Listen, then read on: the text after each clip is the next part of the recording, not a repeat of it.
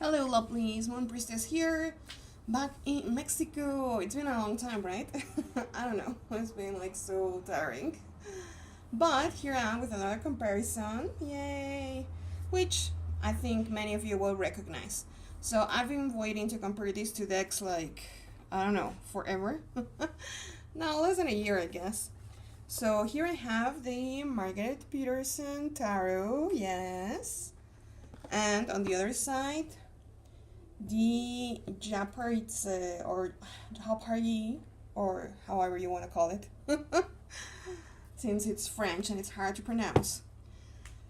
So I ordered the cards in the traditional. Well, it's sort of traditional, but it's also the sort of the order that the Margarete Petersen came in. So I think they changed a little bit the order of the suits, but nothing too strange. So let's see, because I'm so excited to compare these two decks. Let's see how the artwork looks. So first we have the full, quite different, right? Okay, let's I think the Japaridze will get, or the Japari will get a lot of circus vibes. So now we will get some of the clowns, which I'm not terribly fond of. But and the Margarete Petersen, it's I guess more abstract artwork, we could call it. Still, I think these two decks talk well to each other. In the full, maybe not so much. I mean, we do see like a full figure and so like a red hat highlight, some blues here, and the blues here is in some. Sorry, I'm making like a shadow. The red no figure there. I could see that. Relating. Then we have the magician with magic. And I think this is what I'm talking about. No, see, I mean, the depictions are different and still I think they can sort of speak to each other. I'm not gonna say like, oh, I prefer these or I prefer that one. I think both are astonishing. No, Margarete Petersen and Nino Japari, and they're both doing an excellent work. It's just like, yes, I feel like these two decks talk to each other beautifully. And the cards are large, right? Large enough. They have a little border, which I'm not sure yet if I'm gonna get trimmed or not. I don't know. The High Priestess, or the Priestess, no, in the Japari. Remember, she changes the name of some of the cards. Yeah. I'm getting more like a universe vibe here, and I do get some abstract, maybe planets concept, maybe. Let's see, the Empress. Oh, guys, I don't know. I do feel like they connect in some weird way.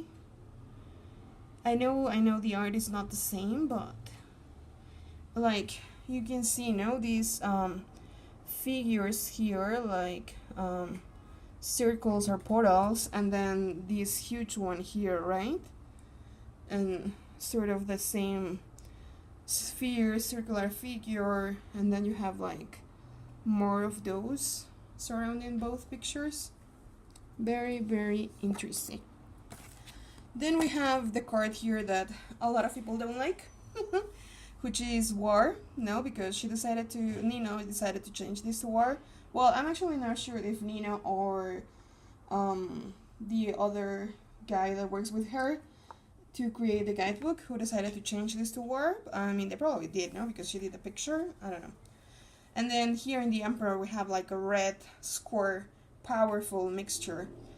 And I mean, yeah, War is a take on the Emperor, but I think we agree that Zach said it best, actually, so I'm gonna quote him, that he says like, their kind are like jewels, no? So, and they're like multifaceted.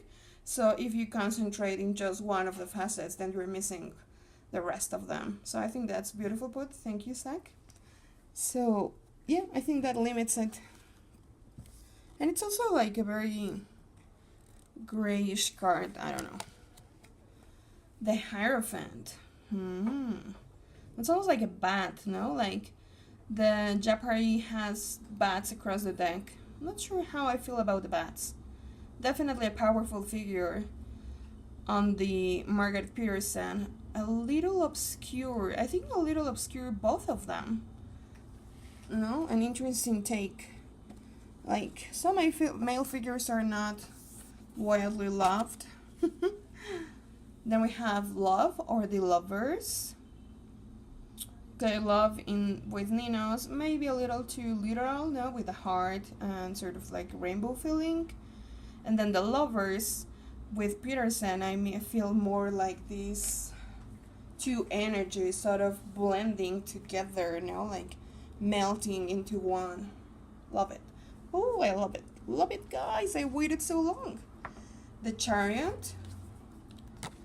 Well, we can definitely see Chariot. Well, actually, Petersen says this is the Chariotus. Chariotus? Chariotus? Chariotus, what we're gonna call it. Okay, yeah, you're a car or a chariot being pulled, by some figures.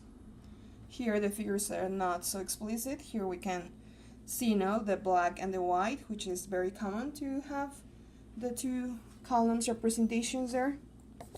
Then we go into Justice. And I can see she's carrying on a theme, with those squares. Like the squares, what would you say? Let's see if she carries it longer. And then Justice for Petersen. Reminds me of the sea. The sea? I haven't read the guidebook, and actually I hold myself to look into this deck too much because I wanted to see this is like first impression comparison, what pops into you. I'm sure while I'm working with the deck, new things will start to come up. But maybe we have an umbrella here, and don't you see kind of like I don't know, like a dress or like sort of an umbrella figure? Maybe I'm trying to force things, but I don't know. I kind of see some U shape there. Let's call it the Hermit. Oh, Petersen is so astonishing. And then the Hermit. This reminds me a little bit of, I don't know, Da Vinci painting. Maybe. Or maybe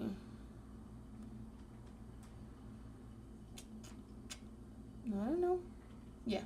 Sorry, I was pondering there for a second, guys. But yeah, the Hermit versus the Crow, and we have this sort of soul figure, a little bit isolated, but definitely working into the light, right? That's the Hermit walking through the light. Okay, we can see the squares there for the Wheel of Fortune or Fortune and the cycle, so very, you need to have some sort of wheel, I guess. Of course there are different interpretations, but a wheel, a circle, to mimic the Wheel of Fortune. Then we get into Strength, our lion or beast with a woman. Both present there. Lion with a woman here. Some sort of beast here with this woman. Then, okay, both change the name here, but for the Hanged Man. So we have the Drowned and Trial. Interesting. So she has sort of a balance thing, water and fire, the moon and the sun, some sort of phoenix figure there, or a bird figure. And here, maybe of course with the Drowned, she's evoking more of a just water thing. Very interesting takes indeed. Death. Now we have a couple skulls there. Also sort of a surrounding vibe, death is all around you, sort of. Temperance with mediatrix.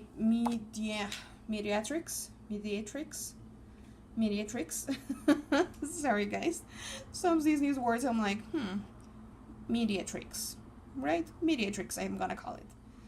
With the temperance in the balance. I like the swings.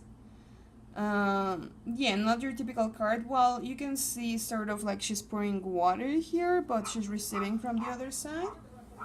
So trying to balance those. For temperance. Then we get into the devil. Yeah, like a dark figure. I think, yeah. I think they both, I mean, of course they are describing the same concept, right? We're talking about the devil for the major arcana. But I don't know, I think Petersen went deeper, no? When she has these eyes here into sort of like a mouth or a portal, like a crystal grabbing you inside. It's powerful indeed. Here we have some of the bats and this strange figure as well. Yeah. How they relate. Then we get a tower. No, again, this dark feeling, destruction, a little bit chaotic. Oh, and then we get the star. Guys, I love this star. Like, this star is just so beautiful. I like this one, no? It's more like the universe, no lady there. At least, not that I can tell right away about the human figure. But it's a lovely star indeed, no? And these like blues, purples, a little gold there to play with the star. It's just lovely. I mean, I adore this card. This is probably one of my favorite star cards. Then we get into the moon. A little dark here, no? With sort of like an eye reflecting the moon. Here we have a more classical approach, you know, the two towers, this lobster, I don't know, lobster thing. We have a dog here, a dog over there, no, sort of a figure here, and the moon as well.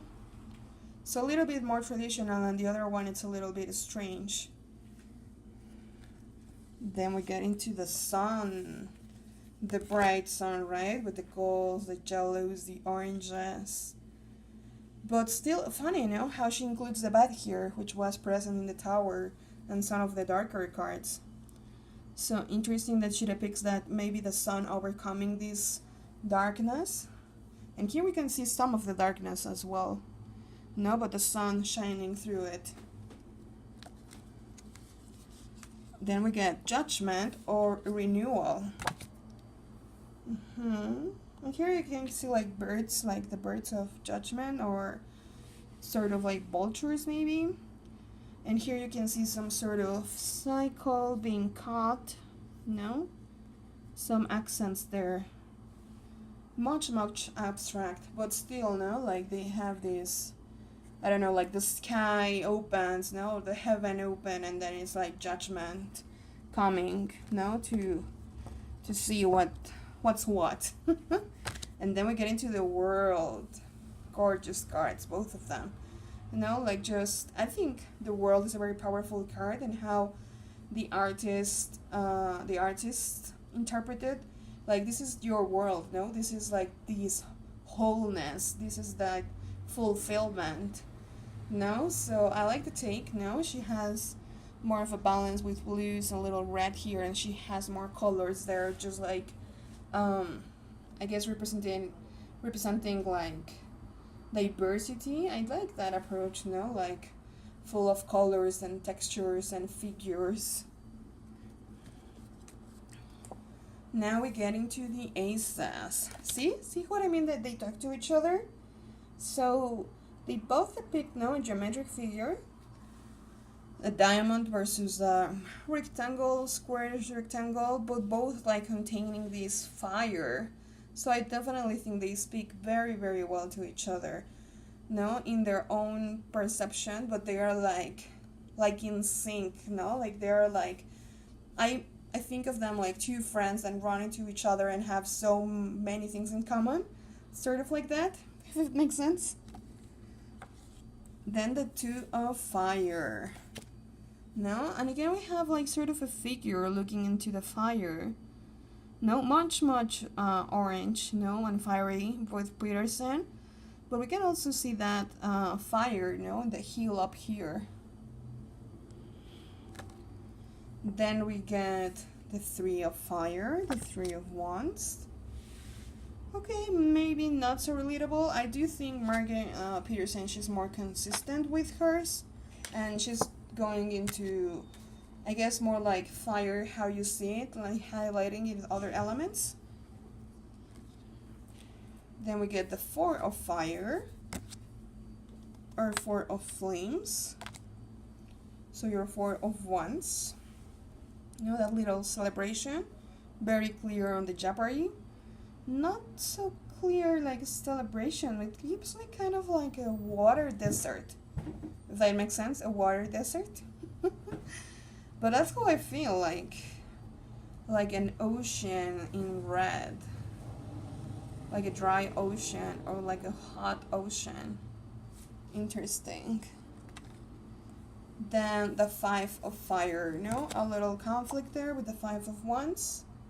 You can see some sort of design there, you know, it has like a woman, someone like grabbing their head, someone like jelling, and she's like crossing to each other. Interesting how the figures, you know, that you can sort of see and not see through the picture, through the painting. Then the Six of Fire. Now your Six of Wands, your victory. Traditionally the victory, but here we have like a concert, so she's definitely being the center of attention, right? Enjoying the recognition. And in the other one we have like sort of a couple melting into each other. Yeah. Then we have the Seven of Wands, Seven of Fire, Seven of Flames. Well, we definitely see some individual like boarding into the flames or like walking into the flames. We'll see walking into the flames or walking out of the flames. Then we get the Eight of Fire, the Eight of Flames. A volcano, very obvious, versus I think it's a jaguar there. Won't you say this is a jaguar and there's like what, a little house? A dog house? And this is like a Sagittarius. It has like a bow there. Is it hunting? I don't know. Interesting. Interesting indeed. Nine of Wands. Nine of Fire. Nine of Flames. Again, no, another conflict. Traditionally we have like a wounded guy. You can sort of see some, I don't know, like a headache here. Not sure what's that image, but I love it. No, I'm thinking like when I read with this, they're gonna like change and adapt so well with the messages. And then the Ten of Fire, the Ten of Wands. So we have chess pieces versus some sort of human animal figure. No, maybe we have like a swan or a bird of some kind, and here I don't know, like a, I don't know, like a monkey or a gazelle. It's very strange. Let me know what you guys see.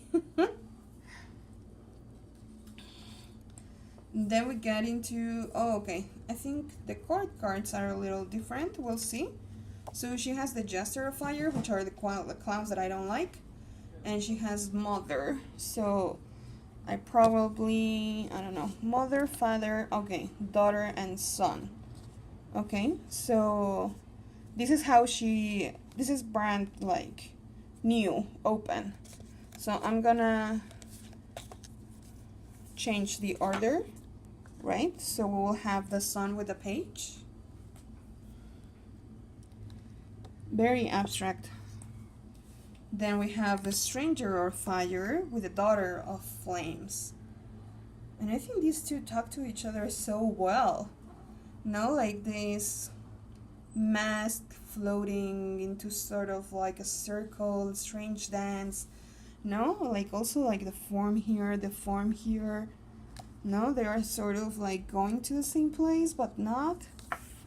Then we get the Queen of Fire with the Mother of Flames. No, a much powerful fire there. No, almost like the magic of the fire. And then the King of Fire with the Father of Flames. Very abstract, but we do see some figure here. I like how she hides them. No, like she's like a juxtaposition of images there. And here is much more transparent. You can almost see like a, how do you call these guys, no, that do like the ball thing, toreros in Spanish. I don't know. I don't like it. Ooh, I don't like those kind of things. Then we're going into swords or wings or feathers. But I mean, they relate to air. We can clearly see that. So I think Japari has like a darker take on it with the bats. And by darker, I don't mean bad or negative. Just means darker. And maybe Petersen has more like sort of like a feathers, birds approach. So let's go into that. Then the Two of Winds. Yeah, so we will see two feathers now against some sort of duality in that bat. Oh, this is lovely, guys. Lovely, lovely take. Not RWS at all here. RWS there. The suffering through the Three of Feathers. I actually made peace with this card because I agree with, if you watch Kelly from the Truth and Story, she's amazing. So she talks about the growth of the mind. But I do think that this growth comes from painful experiences. No? And this is like sort of when we fail in life, when we are hurt, and we learn so much. I mean, it's not pretty. It's definitely tough, like a really tough time. But then we learn, like really, really learn so much. No, they say like we learn the most from our mistakes. No, so the things that really hurt us, the things that were really hard, the things that were almost breaking our hearts, right? Like the blood, the suffering. But it's also to grow, no, to achieve some sort of experience and growth and knowledge from this. Then we get into the Four of Feathers. I actually don't like that card that much. I don't know, it keeps me... I mean, I like the animals, but yeah, very RWS. I know, well, here now the Four of Feathers. I don't think we can count 4 feathers, but I can definitely see like the resting. It almost reminds me of the Four of Cups. Am I confusing cups? No, because she has the Three of Winds, no? Very Rider-Waite-Smith there. So I don't know why it reminds me of the Four of Cups. Because he's sitting by a tree, right?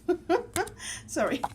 Then we have the Five of Winds, no? And again, this breaking, now from the stability to, again, breaking that square into something else.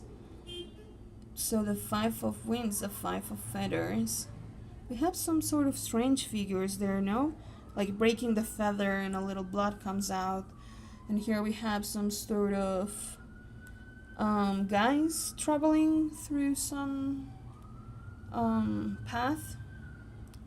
Strange. Strange indeed. Then we get a Six of Winds, or the Six of Feathers. I'm loving the Margarete Petersen, no? It's almost very abstract, but talks really, really well. With her we have a little something more little, no? With the mountains there and like these two mountains and then like a division there and then this like overseeing person, bad person. This is strange art, guys. The Seven of Winds and the Seven of Feathers. Wow. Like, this is so lovely, you know? That butterfly melting into a person, into I don't know what. And then here, it's more about this guy. It almost seems upset, you know, with that Seven of Winds. This, like, arid panorama. Okay. The Eight of Feathers, the Eight of Wands, or, sorry, Eight of Winds, Eight of Swords. Yeah, she definitely feels trapped, no, with those swords. Almost these look like the swords. And then here we have a different take on that entrapment, no? Like the eye there. Like this mask is a little scary. No, a red mask. Interesting, interesting is what I keep saying. Then we get the 9 of feathers. So I maybe got, oh yeah, the nightmare feeling, like this face gelling. Not so much here, right? She seems more calm, well, maybe a little worried, but not too much. I mean, she's walking through something dark, but she doesn't seem that concerned. And then the 10 of feathers. Wow, look at that relationship, right? I've seen this before, with the bats and all. And then here, I mean, they're not bats, but it's also like this dark tree, with the birds. I'm telling you, this looks like two friends running into each other, and they're like, oh, we have so much in common. Sorry. Okay, then I'm gonna change the order here. So she does mother, father, daughter, son. So I'm gonna change that now to son, daughter, mother, father. So we have, oh, beautiful. The page or the sun with the jester of feathers and wings. Again, I don't like clowns, but I love this depiction here. Then the stranger, which will be the knight or the daughter of feathers. It also, no, I'm thinking like a little thothy vibes. Maybe. No, interesting about these serpent cycles. No, also like a serpent cycle here. Then the queen or the mother of feathers. That eye, the blue eye. With some storks. I think these are storks. No, it almost feels like she lives there in this eye. More and more to like a circus vibe thing here, right? With the queen and king, and here the father of feathers. That square, that stability surrounding, the air. It almost feels a little watery as well. Okay, 2 more suits, guys. The ace of gardens and the ace of coins. I think here we have some differences probably, because I think she went with a more nature thing, and she went with a more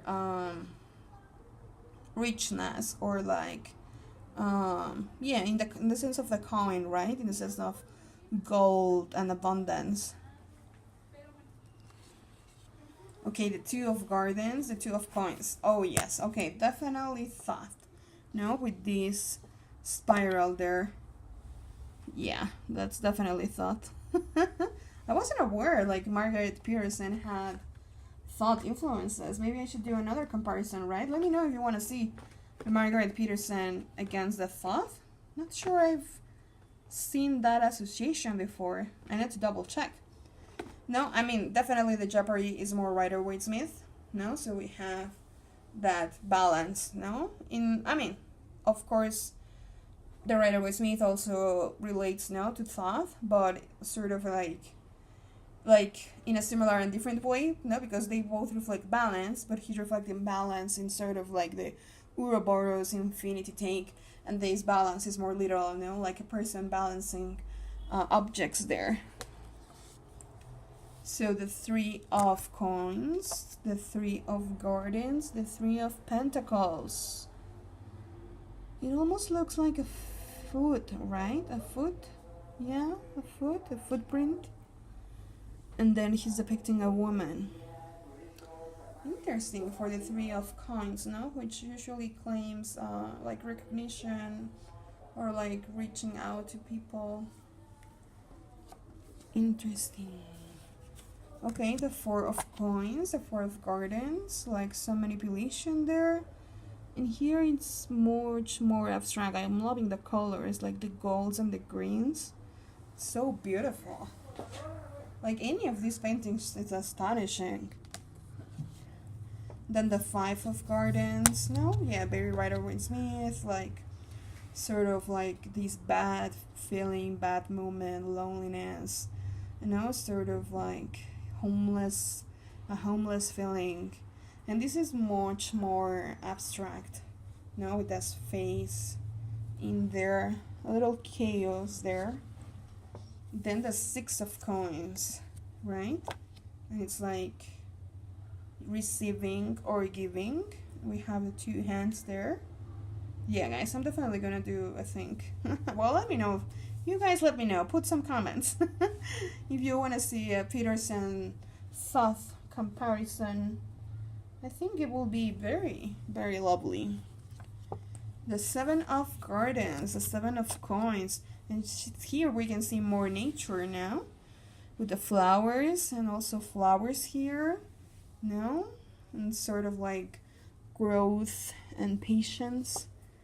Then we have the Eight of Gardens, no? Which is like work. And then you have like a tree leaf with some figure like meditating behind it. And here is like the worker, right? Then the Nine of Gardens. Oh, I'm loving this.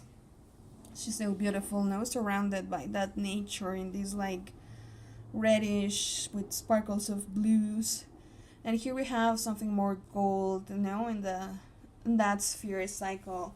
Yeah, this also reminds me of the Sun and Moon Tarot, that spiral, I think, yeah, for the Nine of Coins. Oh, here we have it, no? Actually, that looks like a Strophalos. I'm actually wearing one. The Strophalos is a common symbol associated with Hecate. It almost looks like that. Definitely like a labyrinth vibe, right? I'm gonna read that. And then here we have this beautiful woman, no, for the Ten of Gardens, or the Ten of Pentacles, Ten of Coins. Okay, let me sort these. Mother, father, daughter, son. Okay. So the Sun with a page, the Jester of Gardens. Okay. Now here we have this figure and another clown. Ooh, I don't like clowns. I'm loving this stranger. No, for the Knight. And this figure, like she's like in a yoga pose, right? Like with the flow and the movement. Now these knights that imply movement, but in the coin suit, the most evil suit. Oh, the Queen of Gardens. Wow, she's so powerful, right? Sorry, guys. Yeah. I should have water nearby. But no, I don't. Sorry. We're almost there. So the Mother of Coins, no? She looks more a little older, but it's also wiser.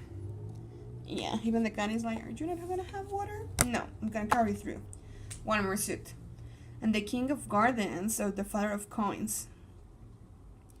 Very powerful figures indeed. And I do think they're like similar in a sense, no? With these robes here and sort of like this feeling or image, no? Of the King of Gardens, the Father of Coins, the King of Pentacles. And then, last but not least, water. Ace of Tides or Ace of Cups. I love this. What is it, a water lily? No.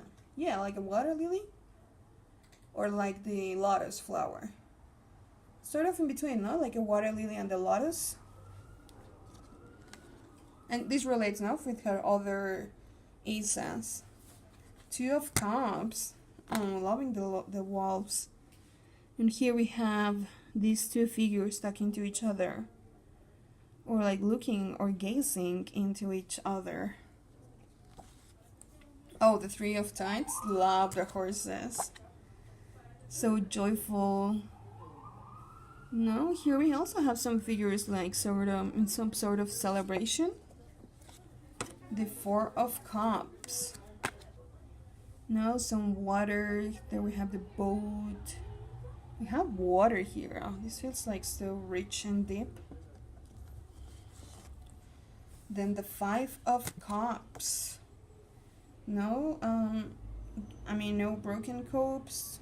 but sort of like a little sorrow there, maybe. Then the Six of Cups. Again, like little children there with the Japari. But here is more like sort of like a ocean. No, maybe the ocean in the night against a rock. Lovely, lovely. The Seven of Cups with all these dreams and possibilities, and sort of choices they're available. Then the Eight of Tides. Yeah, definitely a darker feeling for both of them. This sort of oppression and sort of necessity of moving on. The Nine of Tides, and this almost reminds me of Star, like many Star cards are like this, right? And there with the Nine of Cups, yeah, I like the pearl, and it gives me that sense of joyfulness and fulfillment, that you get with the Nine of Cups, like being fulfilled.